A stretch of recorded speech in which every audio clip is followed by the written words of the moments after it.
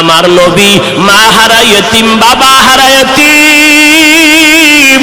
নবী বলে আমি দুনিয়াতে এসে একবার আব্বা বলে ডাক দিতে পারি না। এর উম্মতেরা 6 বছরে মা হারায় ফেললাম, 8 বছরে আমার দাদাকে হারায় ফেললাম। আমার আরবের মধ্যে কেউ নাই, চারদিকে আমার দুশমন। আমি কালেমার দাওয়াত নিয়ে কোথায় যাব? আমি ঘরের মধ্যে বসে কাঁদতেছি। ওই সময় আমার এক আপন, আরবের মধ্যে আর আপন আমার কেউ ছিল না। 2 জন স্বামী বিদায়ের পরে একজন নারী 40 বছরের বিধবা নারী খাদিজা, আমি মোহাম্মদ 25 বছরে তাকে বিয়া করে নিলাম। আল্লাহর আদালতের অনুমতি নিয়ে বিয়া করে ফেললাম। ওই খাদিজা আমার কান্নার কারণ জিজ্ঞেস করলেন, নবী কেন কান্না করেন? ও খাদিজা কান্দি কেন? আল্লাহ আমাকে কোরআনের আলো দান করেছেন, আমি এখন কালেমার দাওয়াত দিব, আমার এই দাওয়াতকে গ্রহণ করবে। আমার ঘরে বাইরে চতুর্পার্শ্বে দুশমন, আমি কার কাছে দাওয়াত নিয়ে যাব? আম্মা জান খাদিজা চিৎকার দিয়া বলে, নবী কোনো পেরেশান হবেন না। এই জমিনের মধ্যে কেউ যদি আপনার কালেমার দাওয়াত না নেয়, আমি খাদিজার হাতটা ধরিয়া আপনি আমাকে প্রথম দাওয়াতটা পড়াইয়া দেন, কালেমা পড়ায় দেন। এই জমিনে মরিয়াও যদি যায়, ইতিহাসের পাতায় থাকবে মুহাম্মদের হাতে প্রথম দাওয়াত গ্রহণকারিনী কোনো পুরুষ না, তিনি একজন মহিলা। কিয়ামতের ময়দানে মদিনার নবী বলেন, জান্নাতের 8টা দরজা যখন খুলিয়া 4 জন নারীকে ডাকবে, আসো, জান্নাতের দরজা খোলা হয়ে গেছে, আসো। 4 জন নারীকে ডাকবে, তোমাদের কোনো হিসাব নাই, তোমাদের কোনো কিতাব নাই, তোমাদের কোনো পেরেশানি নাই। জান্নাতের 8টা দরওয়াজা, সব দরজা দিয়া ডাকবে, আসো, জান্নাতের তোমাদের জন্য অপেক্ষা করতেছে, জান্নাতের বিছানা তোমাদের জন্য রেডি। কেন? সূর্যের গরম যেন না লাগে, কারণ সূর্যের গরম লাগলে মাথার মগজগুলো টাস টাস করে ফেটে যাবে, একটা সেকেন্ডের আযাব সইতে পারবা না। আসো, কোনো হিসাব নাই, জান্নাতের 8টা দরজা খোলা, কোন দরজা দিয়ে ঢুকবা? আসো। ও এলাকার মা বোনেরা, 4 জন নারীকে জান্নাতের 8টা দরজা ডাকবে, এর মধ্যে একজন নারী হবেন আমার নবীর কলিজার বিবি। 2 জন স্বামী বিদায়ের পরে বিধবা 40 বছরের নারী খাদিজা রাদিয়াল্লাহু তাআলা আনহা। ওই খাদিজা ডাক দিয়া কয়, ও নবী, আপনার হাতের কালেমার মুসলমান আমি একজন হয়ে গেলাম। নবী এবার কান্না বন্ধ করে বের হয়ে গেলেন। আর আমার দুঃখ নাই, আমার খুঁটি যখন মজবুত হয়ে গেল, আমার ঘরের চৌকাঠ যখন মজবুত হয়ে গেল, এখন আমি দাওয়াতে নেমে গেলাম। মায়ার নবী দৌড়াইয়া মানুষের দ্বারে দ্বারে গিয়া গোপনে গোপনে দাওয়াত দেয়। হাঁটতে হাঁটতে হাঁটতে হাঁটতে আমার নবী পাথরওয়ালা জমিন পাড়াইয়া তায়েফের ময়দানের কিনারায় দাঁড়ায় কয়, তোরা আমারে চিনোনি, আমি মক্কার মুহাম্মদ, আমি এক আল্লাহর দাওয়াত দিয়েছি, গ্রহণ করো। এই আসমানের মালিক আমার আল্লাহ, এই জমিনের মালিক আমার আল্লাহ, ওই একটা আল্লাহ, আর কোন আল্লাহ নাই। ওই আসমানের মালিকের পক্ষ থেকে আসছি, কবুল করে নাও। তায়েফের বেঈমানেরা কয়, এটা তো সেই মুহাম্মদ মক্কার পাগল। বাচ্চাদের ডেকে বলে, পাথর মেরে মেরে মুহাম্মদের তাড়াইয়া দাও। যেই নবীর শরীরের মধ্যে মশা মাছি পড়া হারাম, মেঘের খন্ড ছায়া দেয়, আমার নবী যেন কষ্ট না পায়। ওই শরীরের মধ্যে কাফেরের গোলামেরা এমন বৃষ্টির মতো পাথর মারতেছে, পাথর পরে পরে নবীর শরীর থেকে রক্ত প্রবাহিত হইয়া জুতা আটকাইয়া গেল। মায়ার নবী কান্না করেন, আর কদম বাড়াইয়া বাড়াইয়া মক্কার দিকে রওনা হলে, আবার যত দূর যায় আবার তায়েফের জমিনের দিকে তাকায়, আর আমার মায়ার নবী চোখের পানি ছেড়ে কান্না করে আর বলে, উদয়ার মালিক, তুমি একটু এদের দিলে রহম দাও, আল্লাহ সাথে সাথে জিবরাইলের পাঠায় দিয়া কয়, জিবরাইল আমি আমার নবীর কান্না সইতে পারি না, যাও যাও। মুসা নবী আমার আশিক, ঈসা নবী আমার আশিক, ইব্রাহিম আমার আশিক, আর আমি আল্লাহ নিজে মুহাম্মদের আশিক, আমার নবীর কান্না সইতে পারি না, জলদি করে যাও রে জিবরাইল। নবীর অনুমতি নিয়া তায়েফের জমিন উল্টাইয়া তায়েফের মানুষগুলো ধ্বংস করে দাও। জিবরাইল আমিন আইসা আমার নবীরে যখন বললেন, নবী বলে, খবরদার ও ভাই জিবরাইল, এই তায়েফের মানুষগুলোকে তুমি মারবা না রে ভাই, কারণ আমি দুনিয়াতে আসি রহমাতুল লিল আলামিন। আজকে ওরা আমাকে চিনে না, এই জন্য আমারে পাথর মেরে তাড়ায় দেয়। ওরা যদি জানতো আমি মুহাম্মদকে, ওরা তো জানেন আমি মুহাম্মদের বাবা নাই, ওরা জানেন আমি মুহাম্মদের মা নাই, আমি মুহাম্মদ বড় অসহায়। ওরা যদি জানতো আমারে মোহাব্বত করে ওরা আদর করত, পাথর মারতো না। ওরা চিনে না, এই জন্য আমাকে পাথর মেরে তাড়ায় দিতেছে। একদিন যদি কবুল করেন আমার আল্লাহ, ওদের দ্বারা কালেমার খেদমত হবে জমিনের ভিতরে, ওদেরকে মারা যাবে না। ও জিবরাইল, এদের উপরে কোনো আঘাত করিও না। আমার মায়ার নবী রক্ত পড়ে জুতা আটকায় গেল। আম্মা জান আয়েশা রাদিয়াল্লাহু আনহা বলেন, ও মুসলমান নবীর আশিক, আমার নবী আদর্শ কায়েমের জন্য রক্ত ঝরাইলেন, পেটে পাথর বাঁধলেন। ও নবীর উম্মতের দল, আজকে সেই নবীর গালি দেওয়া হয়, ওই নবীর অপরাধী বলা হয়। তুমি নবীর আশিক উম্মতেরা চুপ কেমনে থাকো রে বাবা? মুসলমান সন্তানেরা, যুবকেরা, আজকে নবীর আদর্শের টুপি লাগাইলাম, দাড়িটা লম্বা করলাম, লম্বা জামা পরলাম, কই আমাদের খানাও বন্ধ হয় নাই, আমাদের লেখাপড়া স্বাধীনতাও নষ্ট হয় নাই। তোমাকে কে ধোকা দিল? নবীর আদর্শ মানলে স্বাধীনতা থাকবে না। ও বাবা, তোমার আমার মতো হুজুর না, তোমার লাইনে নজর করে দেখো, তোমার মতো যুবক স্কুল কলেজে পড়ে এক বেলার নামাজও বাদ দেয় না, দাড়িওয়ালা নামাজি ডাক্তার প্রফেসর ইঞ্জিনিয়ারের অভাব নাই। বাবা বলো, তুমি কেন পারবা না? ও আল্লাহর বান্দারা, তোমার আমার মতো যুবক তাকায়া দেখো, ড্রাইভারি করে নামাজ বাদ দেয় না, তুমি কেন পারবা না? তোমার আমার মতো কত ব্যবসায়ী জেনারেল লাইনে পড়েছে, এক টাকাও হারাম খায় না, এক বেলার নামাজও বাদ দেয় না, কোটি টাকার মালিক, ব্যবসা করে, অভাব নাই, তুমি কেন পারবা না? মনে মনে কি ভাবছো আলেমদের কথা মিথ্যা, আল্লাহর কোরআন মিথ্যা? না রে বাবা না। যদি কোরআন মিথ্যা হইতো, যদি জান্নাত মিথ্যা হইতো, জাহান্নামটা মিথ্যা হইতো। আবু বকরের মতো বান্দা জান্নাতের টিকিট পাইয়া ওই সারা রাত নামাজে দাঁড়াইয়া কাঁদতেন না। মায়ার নবী বলেন, ও আবু বকর কেন কাঁদেন? বলে, হাসরের ময়দানের ভয়ঙ্কর হালাতের কারণে আমি কান্না করতেছি। আম্মা জান আয়েশা বলেন, নবী যখন কান্না করেন, আমি বললাম নবী কাঁদেন কেন? নবী বলেন, হাসরের ময়দানের কঠিন হালাতের কথা মনে পড়ে গেল। কেমন কঠিন হালাত হবে নবী? আম্মা জানকে আল্লাহর নবী বলেন, আয়েশা, কিয়ামতের ময়দানে মানুষগুলো সব উলঙ্গ দাঁড়াবে। আল্লাহ পাক রব্বুল আলামিন ওই সিরিয়ার জমিনের মধ্যে বসে কাহরিয়াতের সাইনবোর্ড লাগায়া বলবেন, লিমানিল মুলকুল ইয়াউম। আল্লাহ পাকের কুদরতের আওয়াজটা যখন হবে, হাসরের ময়দানটা থরথর করে কেঁপে উঠবে। ওদিকে আল্লাহ বলবে, সূর্য তুই কই? নিচে নেমে আসো।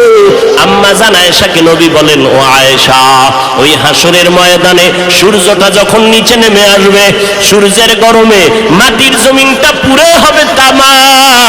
ওই সময় এমন ভয়ঙ্কর অবস্থা, অপরদিকে জাহান্নামের আওয়াজ।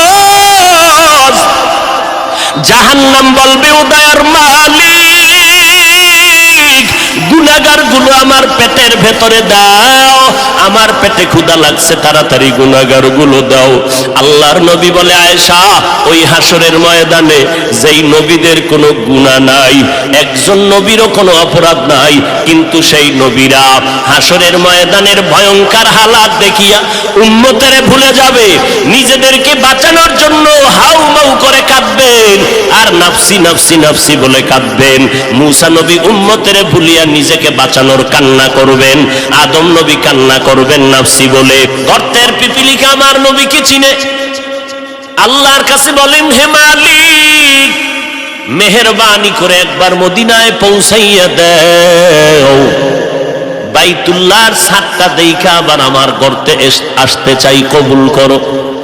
আল্লাহ কয়, এই বাইতুল্লাহর কবুতর, অমুক এলাকার অমুক গর্তের মধ্যে যা, আমার একটা মাখলুক ক্ষুদ্র পিপিলিকা আমার রসুলের রওজা বাইতুল্লাহ দেখবে, তোর পায়ের সাথে বাজাইয়া আমার ঘরটা দেখাইয়া নবীর রওজা দেখাইয়া জায়গায় পৌঁছাইয়া দাও।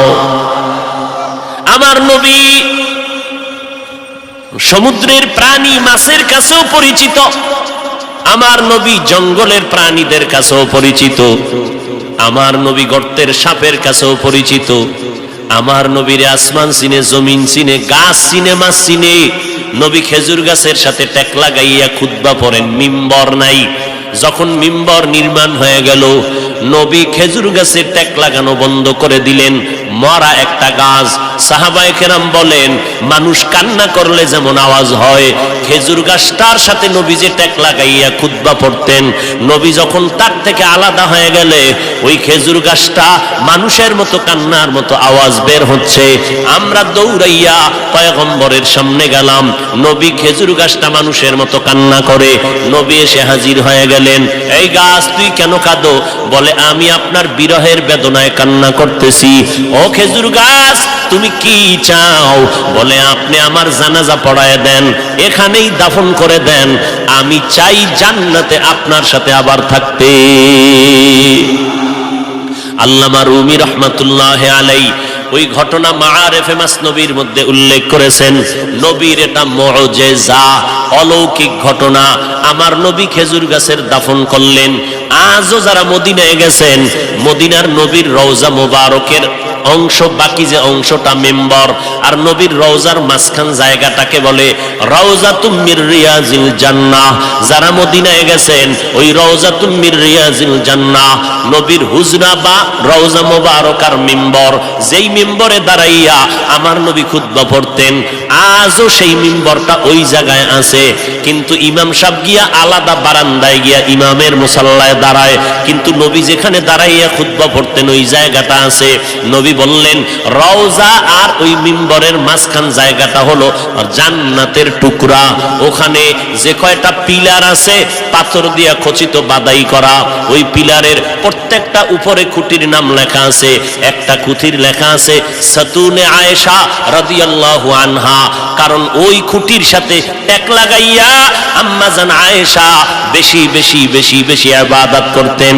আর একটা খুঁটির মধ্যে আছে সাতুনে উস্তুনে হান্নানা, এই খুঁটিটাই হলো খেজুর গাছওয়ালা খুঁটি। এই খুঁটির তলে যদি অনেক ভেতরে যাও, রসুলের দাফন করা গাছটা এখনো আছে ওই জায়গায়। আল্লাহর নবী বলেন, কিয়ামতের দিন আমার সাথে তোর জান্নাত হয়ে যাবে, জান্নাতেও তুই থাকতে পারবি।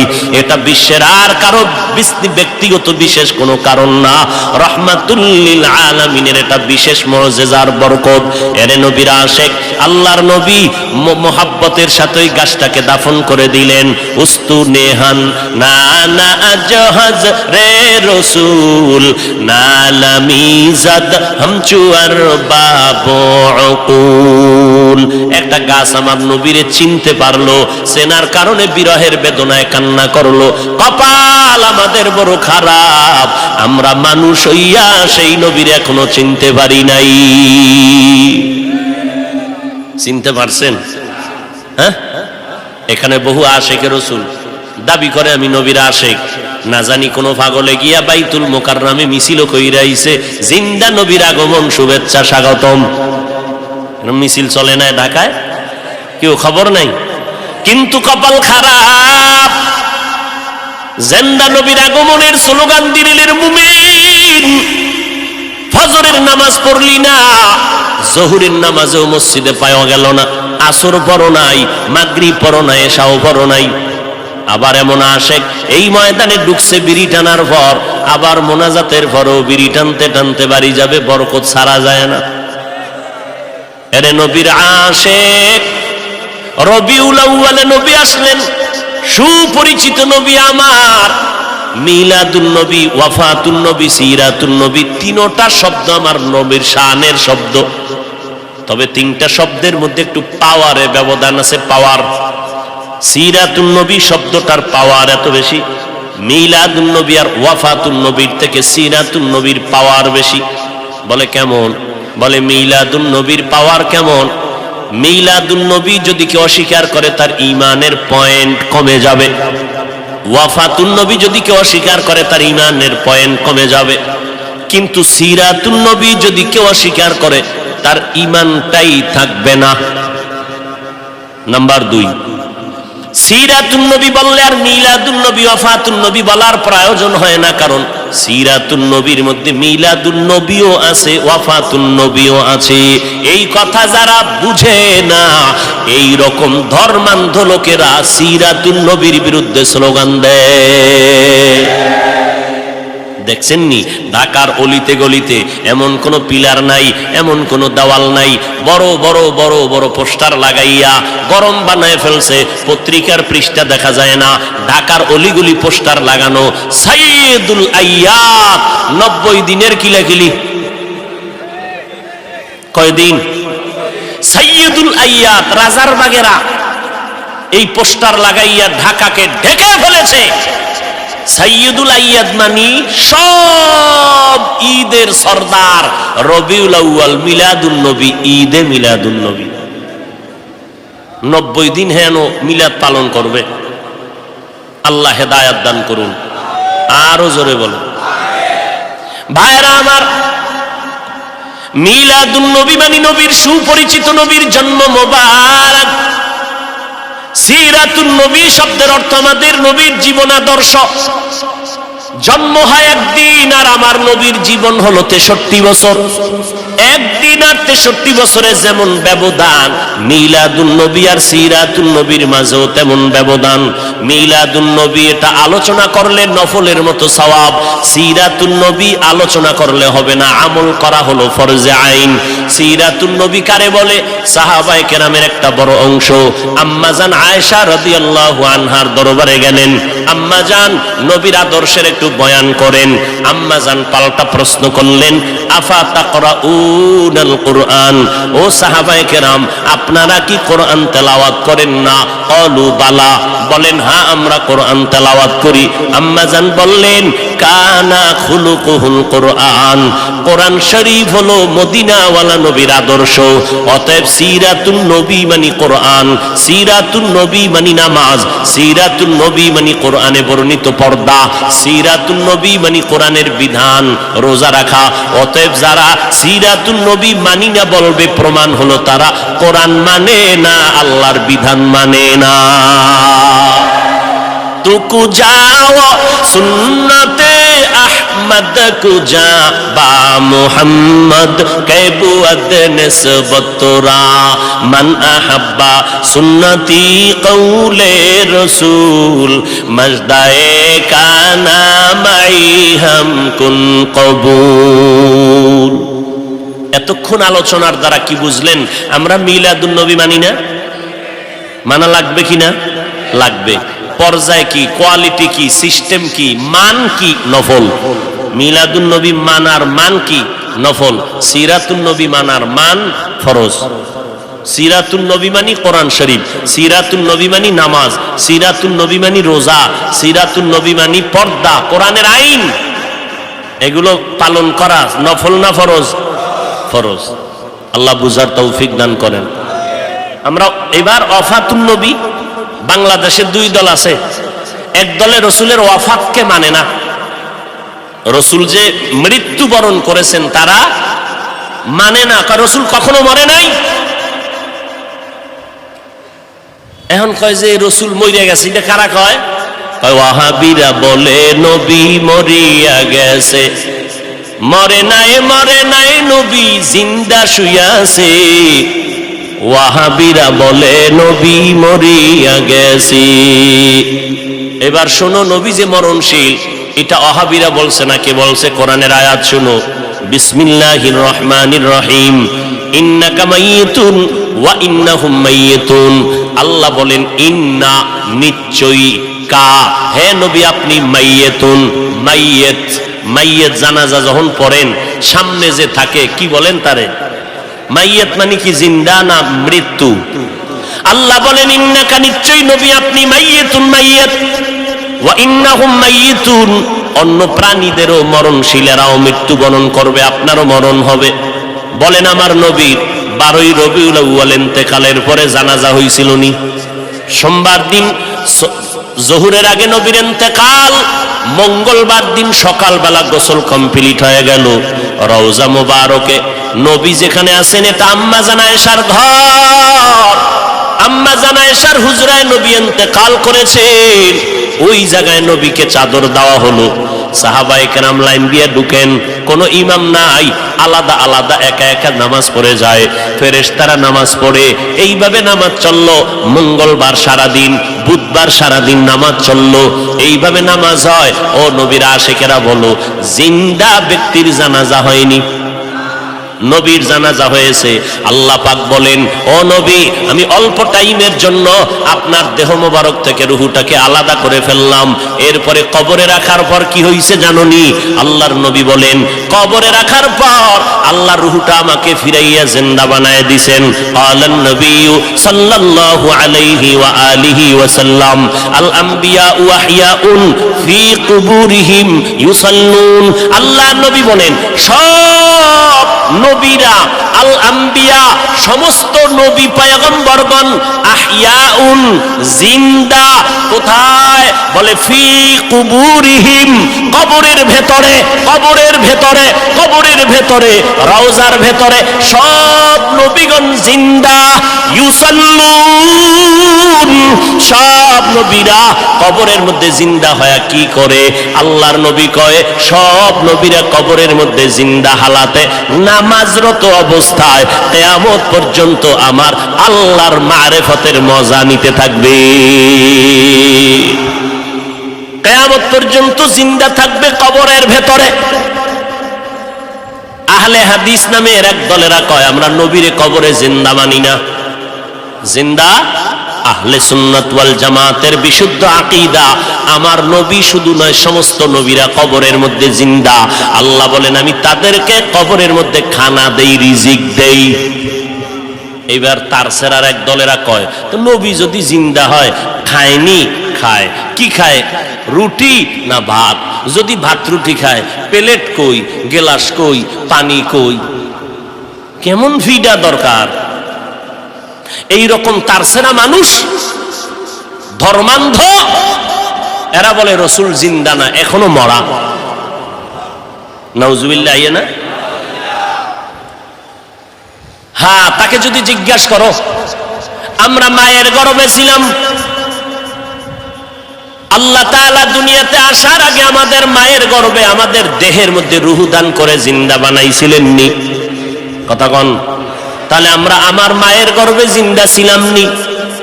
ও ভাই, তুমি যে প্রশ্ন করলা, কবরের মধ্যে যদি জিন্দা থাকে কেমনে খায়, কেমনে কি করে, তোমার প্রশ্নের জবাব দিব পরে। আমার জবাব দাও, মায়ের গর্ভে যে আমরা জিন্দা ছিলাম, আমরা ভাত খাইছিলাম নি, রুটি খাইছিলাম নি, প্লেট কই পাইছিলাম, পানি কই পাইছিলাম, গ্লাস কই পাইছিলাম?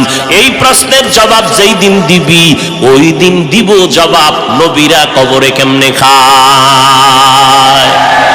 ইলমে রায়ে জাজু করদন বেহিসাব, খলকে রাদাদন জওয়াবে বাসওয়াব, হক না দারদ দোস্তে খলকা জাদেরা, নিস্তে ই খসলতে কে দিনদারেরা।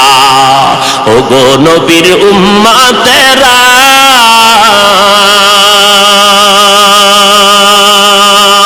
হয়ে আজি দিশাহারা,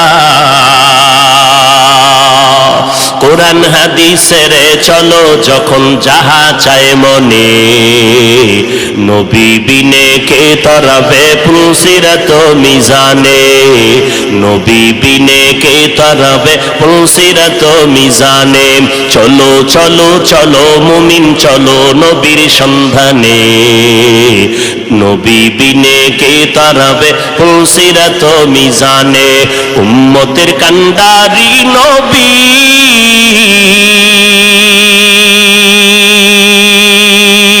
কাঁদছেন উম্মতের লাগি,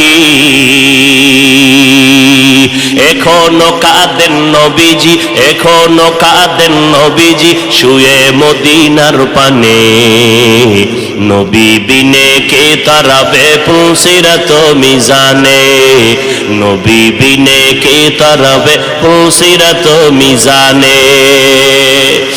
নবীর আশিক উম্মতের দান, মায়ার নবী দুনিয়াতে আসলেন, আবার রবিউল আউয়ালে বিদায় নিলেন। আমার নবী মিলাদুন নবী সম্পর্কে কোনো আমল আছে কিনা আমরা নজর করে দেখব।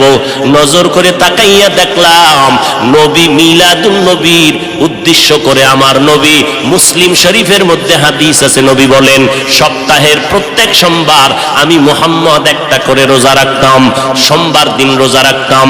সাহাবায়ে কেরাম বললেন পয়গম্বর আপনি সোমবার দিন রোজা রাখেন কেন? নবী বলেন আমি দুইটা কারণে রোজা রাখি।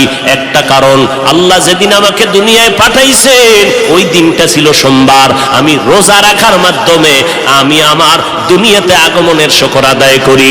দুই নাম্বার কারণ আল্লাহ পাক আমাকে যেদিন কোরআন দিলেন, গর্ত ওই হেরা গর্তের মধ্যে জিবরাইল আমিন আয়েশা ইকরা যখন বললেন ওই সূচনা কালের দিনটা ছিল সোমবার।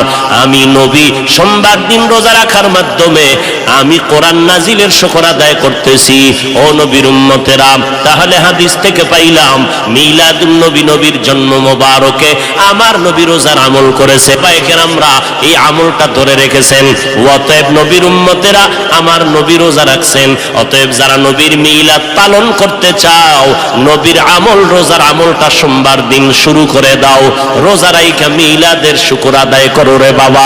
কিন্তু আমরা যাদেরকে দেখলাম নামাজ নাই, পর্দা নাই, নারী পুরুষ এক হইয়া বাজারের জেলাফিয়ার মিষ্টি খাইয়া মিছিল দিল, আর ফুলের মালা নিজের গলায় লাগাইলো, ঘোড়ার গলায় ফুলের মালা লাগাইলো। ব্যাপারটা কি বুঝলাম না। শেখ মুজিবুর রহমান সাহেবের জন্মবার্ষিকী যখন পালন হয়, ওই দলের মানুষেরা ভক্তবৃন্দরা দৌড়াইয়া গোপালগঞ্জের টুঙ্গিপাড়ায় তার মাজারে গিয়া ফুল দেয়। জিয়াউর রহমান সাহেবের জন্মবার্ষিকী যখন পালন হয় তখন তার ভক্তবৃন্দ যারা, আদর্শের সৈনিক যারা দৌড়াইয়া জিয়াউর রহমান সাহেবের মাজারে ফুল দেয়। এই মুহাম্মদের আশেকের দল, তোমরা যদি মুহাম্মদের জন্মবার্ষিকী পালন করতে চাও তাহলে তোমার গলায় কেন ফুল দিলা, ঘোড়ার গলায় কেন ফুল দিলা? যদি আসলেই তোমরা জন্মবার্ষিকী মুহাম্মদের পালন করতে চাও, বিশাল বড় ফুল বানাইয়া বিমান ভাড়া কইরা কেন মদিনার মাজারে ফুল দাও না? মদিনার মাজারে ফুল না দিয়া নিজের গলায় কেন পড়ো? ঘোড়ার গলায় কেন ফুল লাগাও? তাই আমরা মদিনার আশেক না, আমরা মদিনার নবীর নাম বিক্রি করে দুনিয়ার ধান্দাবাজিতে লিপ্ত হয়ে গেছি। মান আহাব্বা সুন্নতি কওলে রসুল মাজদায়ে কানা মাই হাম কুন কবুল। উম্মত কই, সুন্নত কই? এরপরে নবীজি সোমবার রোজা রাখতেন, তা কি বছরে একদিন না প্রতি সোমবার? রবিউল আউয়াল মাসটা না 12 মাস? এরে নবীর আশিক মদিনার নবী 12টা মাস সোমবার দিন রোজা রেখে মেসেজ দিয়ে গেল দুনিয়ার মানুষ, আমি মুহাম্মদ সোমবার দিন রোজা শুধু মিলাদুন নবী আর রবিউল আউয়ালে রাখি নাই, 12 মাস রোজা রেখেছি প্রতি সোমবার। কেন রাখছি জানো? আমি মুহাম্মাদের মিলাদের খুশি একদিন করলে হবে না, আমি মুহাম্মাদের আদর্শ নিয়া জীবনটাকে আনন্দিত করার জন্য 12 মাস মেহনত চালায় যাও। রবিউল আউয়ালের 12 তারিখ স্লোগান দিয়া যে কই ফালায় গেলা, বাকি 11 মাস তোর বাড়ি সালাম দিয়াও তোমারে খুঁজা পাইলাম না। তোমার মাথায় কেন মদিনার আদর্শের টুপি দেখা যায় না? তোমার গালের মধ্যে কেন মদিনার আদর্শের দাড়ি লম্বা হয় না? তোমার শরীরের মধ্যে মদিনার আদর্শের কেন পোশাকটা দেখা যায় না? আমার নবী যেদিন ইন্তেকাল হয়ে গেলেন, সোমবার দিন জোহরের নামাজের আগে ইন্তেকাল, আম্মা জান আয়েশা বলেন আমার হুজরায় আমি বসে আছি, আমার স্বামী মুহাম্মদ রাহমাতুল লিল আলামিন রবিবার থেকে নবী অসুস্থ হয়ে গেলেন না, বৃহস্পতিবার নবী অসুস্থ, শুক্রবার অসুস্থ, শনিবার অসুস্থ, রবিবার অসুস্থ, সোমবার দিন দুপুর বেলা নবীর ইন্তেকাল। নবী আমার এমন অবস্থা হয়ে গেল, নবী অসুস্থ হইয়া যখন শেষবারের মতো বিদায় হয়ে যাইতেছেন, আমার নবী আমি আয়েশাকে ইশারা করলেন, মেসওয়াক দাও, মেসওয়াক দাও। আমি আয়েশা দৌড়াইয়া মেসওয়াকটা আমার মুখের মধ্যে নিয়া আমি আমার পয়গম্বরের দিলাম। আমার মায়ার নবী মেসওয়াকটা মুখে দিয়া গুরুত্ব বুঝায় গেলেন, মেসওয়াকের বড় দাম। মেসওয়াকের কেমন দাম? যারা মেসওয়াক করিয়া বান্দা 5 বেলার নামাজ পড়বা, মেসওয়াক সারা ব্যক্তির নামাজের থেকে 70 গুণ সওয়াব পাবা মেসওয়াক ওয়ালা নামাজের মধ্যে। মেসওয়াকের দাম কত? ওলামায়ে কেরাম বলেন মেসওয়াকের এত ফজিলাত, এর মধ্যে বড় ফজিলাত মরণকালে জবানে কালেমা জারি হয়ে যাবে। পয়গম্বর মেসওয়াক করলেন, এরপরে নবী শুয়ে পড়লেন। নবী বিদায় নেওয়ার বেলায় আল্লাহর মোহাব্বতের গান গাইতে গাইতে বিদায় নিলেন। আমার বাবা আবু বকর আমার বাড়ি আমার ঘরে নাই, মদিনার মধ্যে খবর ছড়ায় গেল নবী নাই, নবী নাই, নবী নাই বলিয়া আওয়াজ হলো। হঠাৎ মদিনাতুল মুনাওয়ারায় কান্নার আওয়াজ, মদিনাওয়ালা নবী নাই। হযরত ওমর তরবারি নিয়ে দাঁড়ায় কয় নবী নাই যদি কেউ বলো তার কল্লা ফেলায় দিমু। কারণ নবী নাই কথাটা মেনে নিতে পারি না, আমি নবীর বড় আশিক।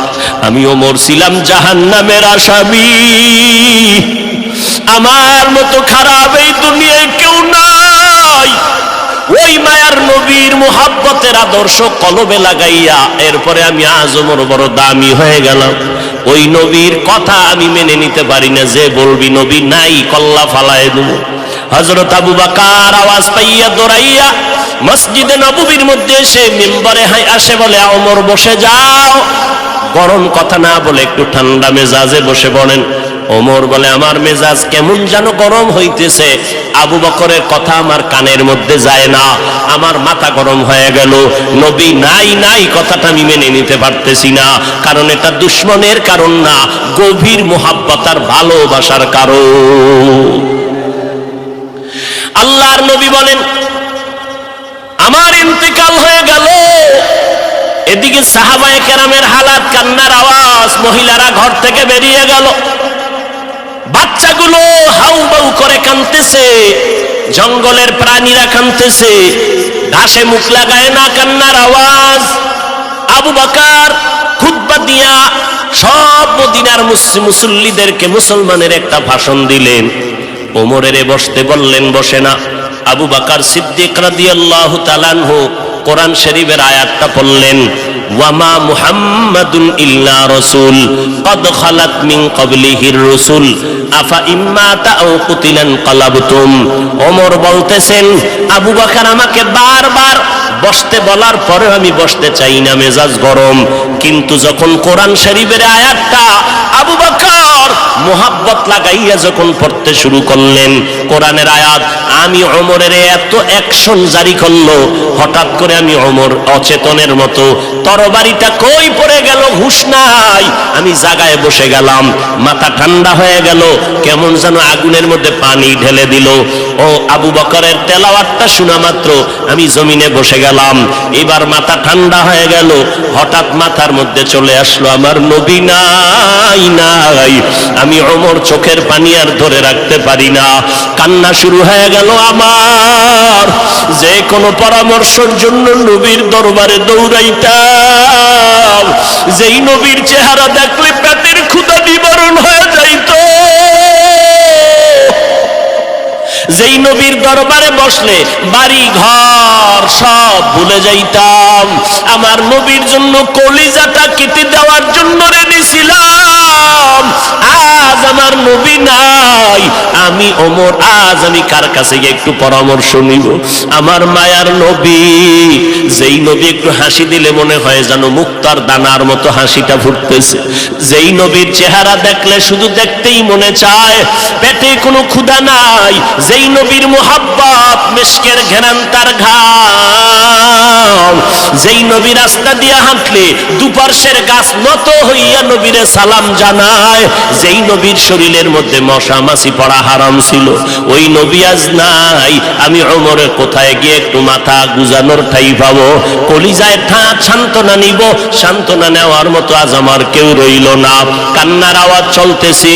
ও নবীর আশেকের দলেরা, আমার নবী এই রবিউল আউয়ালে কি নিয়ে আসলেন আর কি রেখে বিদায় নিলেন? তার দুইটা জবাব। এক নাম্বার জবাব, আমার নবী আসলেন উত্তম আদর্শ নিয়া। কোন জমিনে? বলে মক্কার জমিনে।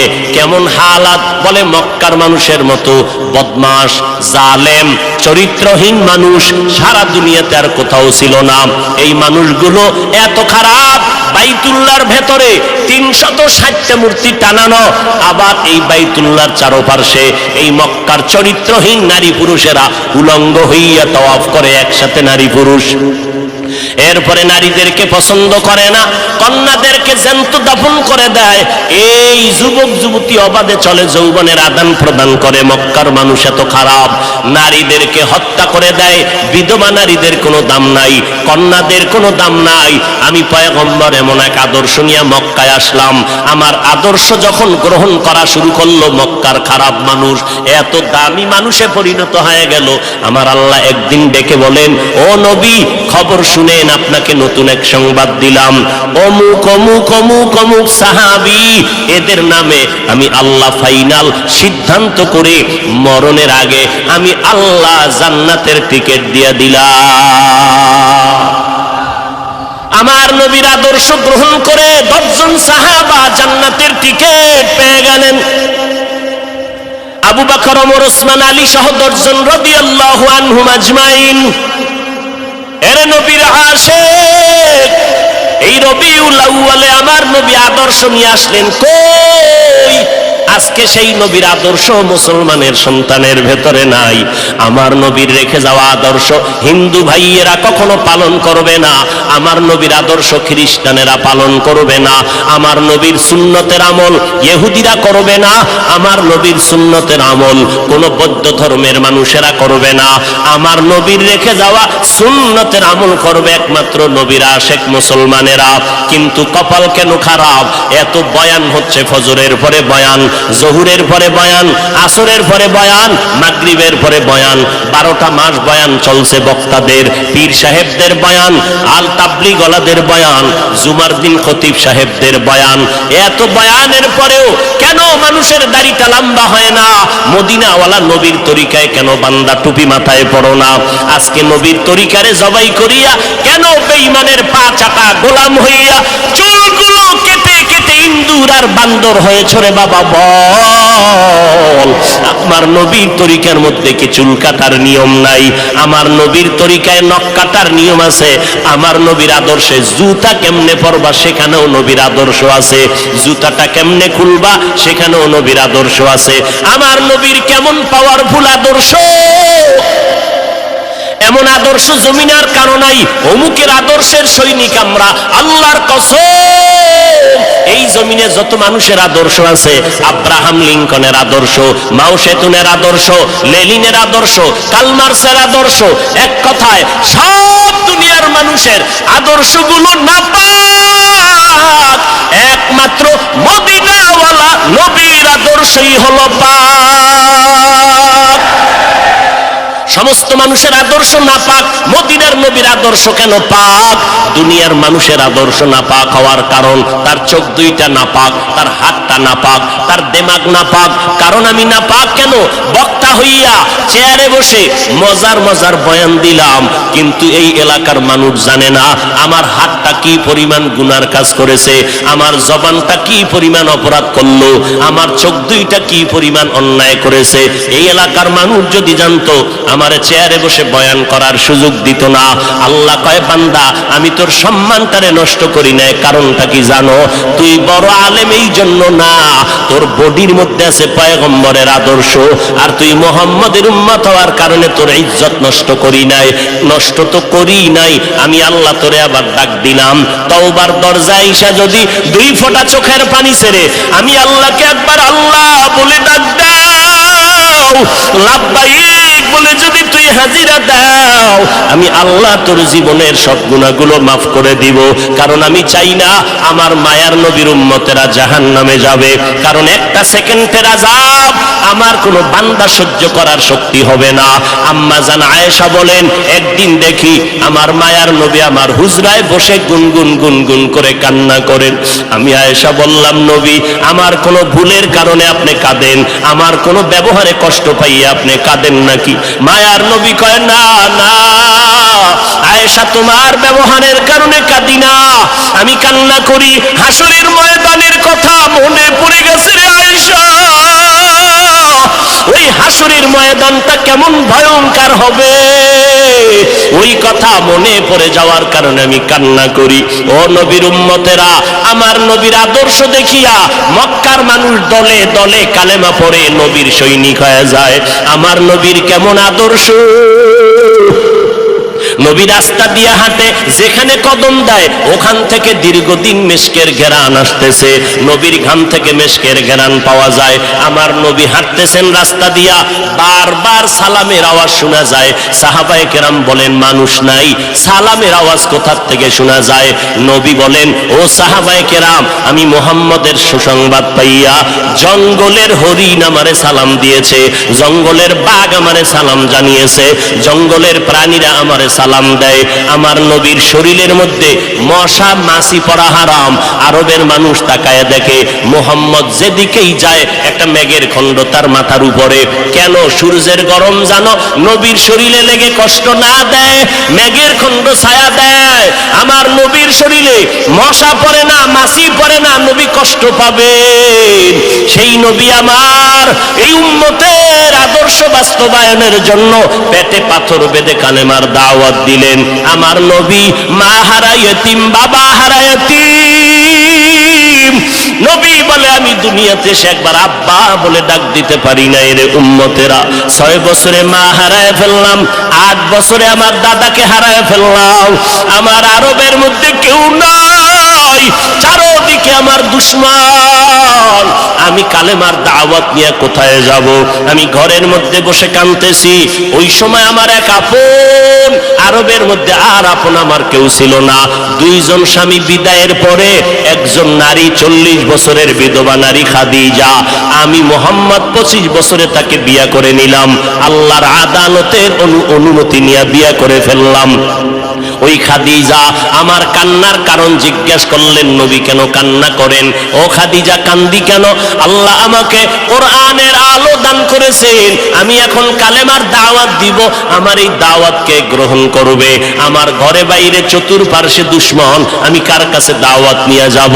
আম্মা জান খাদিজা চিৎকার দিয়া বলে, নবী কোনো পেরেশান হবেন না, এই জমিনের মধ্যে কেউ যদি আপনার কালেমার দাওয়াত না নেয়, আমি খাদিজার হাতটা ধরিয়া আপনি আমাকে প্রথম দাওয়াতটা পড়াইয়া দেন, কালেমা পড়ায় দেন।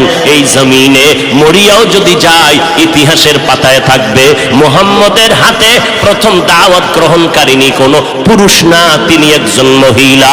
কিয়ামতের ময়দানে মদিনার নবী বলেন, জান্নাতের 8টা দরজা যখন খুলিয়া 4 জন নারীকে ডাকবে, আসো, জান্নাতের দরজা খোলা হয়ে গেছে, আসো। 4 জন নারীকে ডাকবে, তোমাদের কোনো হিসাব নাই, তোমাদের কোনো কিতাব নাই, তোমাদের কোনো পেরেশানি নাই। জান্নাতের 8টা দরওয়াজা, সব দরজা দিয়া ডাকবে, আসো, জান্নাতের হুর বলতেছে জান্নাতের বিছানা তোমাদের জন্য রেডি। কেন তুই সূর্যের গরম যেন না লাগে, কারণ সূর্যের গরম লাগলে মাথার মগজগুলো টাস টাস করে ফেটে যাবে, একটা সেকেন্ডের আযাব সইতে পারবা না। আসো, কোনো হিসাব নাই, জান্নাতের একটা দরজা খোলা, কোন দরজা দিয়ে ঢুকবা আসো। ও এলাকার মা বোনেরা, 4 জন নারীকে জান্নাতের একটা দরজা ডাকবে, এর মধ্যে একজন নারী হবেন আমার নবীর কলিজার বিবি। 2 জন স্বামী বিদায়ের পরে বিধবা 40 বছরের নারী খাদিজা রাদিয়াল্লাহু তাআলা আনহা। ওই খাদিজা ডাক দিয়ে কয়, ও নবী, আপনার হাতের কালেমার মুসলমান আমি একজন হয়ে গেলাম। নবী এবার কান্না বন্ধ করে বের হয়ে গেলেন। আর আমার দুঃখ নাই, আমার খুঁটি যখন মজবুত হয়ে গেল, আমার ঘরের চৌকাঠ যখন মজবুত হয়ে গেল, এখন আমি দাওয়াতে নেমে গেলাম। মায়ার নবী দৌড়াইয়া মানুষের দ্বারে দ্বারে গিয়া গোপনে গোপনে দাওয়াত দেয়। হাঁটতে হাঁটতে হাঁটতে হাঁটতে আমার নবী পাথরওয়ালা জমিন পাড়াইয়া তায়েফের ময়দানের কিনারায় দাঁড়ায় কয়, তোরা আমারে চিনোনি, আমি মক্কার মুহাম্মদ, আমি এক আল্লাহর দাওয়াত দিয়েছি, গ্রহণ করো। এই আসমানের মালিক আমার আল্লাহ, এই জমিনের মালিক আমার আল্লাহ, ওই একটা আল্লাহ, আর কোন আল্লাহ নাই। ওই আসমানের মালিকের পক্ষ থেকে আসছি, কবুল করে নাও। তায়েফের বেঈমানেরা কয়, এটা তো সেই মুহাম্মদ মক্কার পাগল। বাচ্চাদের ডেকে বলে, পাথর মেরে মেরে মুহাম্মদের তাড়াইয়া দাও। যেই নবীর শরীরের মধ্যে মশা মাছি পড়া হারাম, মেঘের খণ্ড ছায়া দেয়, আমার নবী যেন কষ্ট না পায়। ওই শরীরের মধ্যে কাফেরের গোলামেরা এমন বৃষ্টির মতো পাথর মারতেছে, পাথর পরে পরে নবীর শরীর থেকে রক্ত প্রবাহিত হইয়া জুতা আটকাইয়া গেল। মায়ার নবী কান্না করেন, আর কদম বাড়াইয়া বাড়াইয়া মক্কার দিকে রওনা হলে আবার যত দূর যায় আবার তায়েফের জমিনের দিকে তাকায়। আর আমার মায়ার নবী চোখের পানি ছেড়ে কান্না করে আর বলে, ও দয়ার মালিক, তুমি একটু এদের দিলে রহম দাও। আল্লাহ সাথে সাথে জিবরাইলের পাঠায় দিয়া কয়, জিবরাইল, আমি আমার নবীর কান্না সইতে পারি না, যাও যাও। মুসা নবী আমার আশিক, ঈসা নবী আমার আশিক, ইব্রাহিম আমার আশিক, আর আমি আল্লাহ নিজে মুহাম্মদের আশিক, আমার নবীর কান্না সইতে পারি না, জলদি করে যাও রে জিবরাইল। নবীর অনুমতি নিয়া তায়েফের জমিন উল্টাইয়া তায়েফের মানুষগুলো ধ্বংস করে দাও। জিবরাইল আমিন আইসা আমার নবীরে যখন বললেন, নবী বলে, খবরদার ও ভাই জিবরাইল, এই তায়েফের মানুষগুলোকে তুমি মারবা না রে ভাই, কারণ আমি দুনিয়াতে আছি রহমাতুল লিল আলামিন। আজকে ওরা আমাকে চিনে না, এই জন্য আমারে পাথর মেরে তাড়ায় দেয়। ওরা যদি জানতো আমি মুহাম্মদকে, ওরা তো জানেন আমি মুহাম্মদের বাবা নাই, ওরা জানেন আমি মুহাম্মদের মা নাই, আমি মুহাম্মদ বড় অসহায়। ওরা যদি জানতো আমারে মোহাব্বত করে ওরা আদর করত, পাথর মারতো না। ওরা চিনে না, এই জন্য আমাকে পাথর মেরে তাড়ায় দিতেছে। একদিন যদি কবুল করেন আমার আল্লাহ, ওদের দ্বারা কালেমার খেদমত হবে জমিনের ভিতরে, ওদেরকে মারা যাবে না। ও জিবরাইল, এদের উপরে কোনো আঘাত করিও না। আমার মায়ার নবী রক্ত পড়ে জুতা আটকায় গেল। আম্মা জান আয়েশা রাদিয়াল্লাহু আনহা বলেন, ও মুসলমান নবীর আশিক, আমার নবী আদর্শ কায়েমের জন্য রক্ত ঝরাইলেন, পেটে পাথর বাঁধলেন। ও নবীর উম্মতের দল, আজকে সেই নবীর গালি দেওয়া হয়, ওই নবীর অপরাধী বলা হয়। তুমি নবীর আশিক উম্মতেরা চুপ কেমনে থাকো রে বাবা? মুসলমান সন্তানেরা, যুবকেরা, আজকে নবীর আদর্শের টুপি লাগাইলাম, দাড়িটা লম্বা করলাম, লম্বা জামা পরলাম, কই আমাদের খানাও বন্ধ হয় নাই, আমাদের লেখাপড়া স্বাধীনতাও নষ্ট হয় নাই। তোমাকে কে ধোকা দিল? নবীর আদর্শ মানলে স্বাধীনতা থাকবে না। ও বাবা, তোমার আমার মতো হুজুর না, তোমার লাইনে নজর করে দেখো, তোমার মতো যুবক স্কুল কলেজে পড়ে এক বেলার নামাজও বাদ দেয় না, দাড়িওয়ালা নামাজি ডাক্তার প্রফেসর ইঞ্জিনিয়ারের অভাব নাই। বাবা বলো তুমি কেন পারবা না? ও আল্লাহর বান্দারা, তোমার আমার মতো যুবক তাকায়া দেখো, ড্রাইভারি করে নামাজ বাদ দেয় না, তুমি কেন পারবা না? তোমার আমার মতো কত ব্যবসায়ী জেনারেল লাইনে পড়েছে, 1 টাকাও হারাম খায় না, এক বেলার নামাজও বাদ দেয় না, কোটি টাকার মালিক ব্যবসা করে, অভাব নাই, তুমি কেন পারবা না? মনে মনে কি ভাবছো আলেমদের কথা মিথ্যা, আল্লাহর কোরআন মিথ্যা? না রে বাবা না। যদি কোরআন মিথ্যা হইতো, যদি জান্নাত মিথ্যা হইতো, জাহান্নামটা মিথ্যা হইতো। আবু বকরের মতো বান্দা জান্নাতের টিকিট পাইয়া ওই সারা রাত নামাজে দাঁড়াইয়া কাঁদতেন না। মায়ার নবী বলেন, ও আবু বকর কেন কাঁদেন? বলে, হাসরের ময়দানের ভয়ঙ্কর হালাতের কারণে আমি কান্না করতেছি। আম্মা জান আয়েশা বলেন, নবী যখন কান্না করেন আমি বললাম, নবী কাঁদেন কেন? নবী বলেন, হাসরের ময়দানের কঠিন হালাতের কথা মনে পড়ে গেল। কেমন কঠিন হালাত হবে নবী? আম্মা জানকে আল্লাহর নবী বলেন, আয়েশা, কিয়ামতের ময়দানে মানুষগুলো সব উলঙ্গ দাঁড়াবে।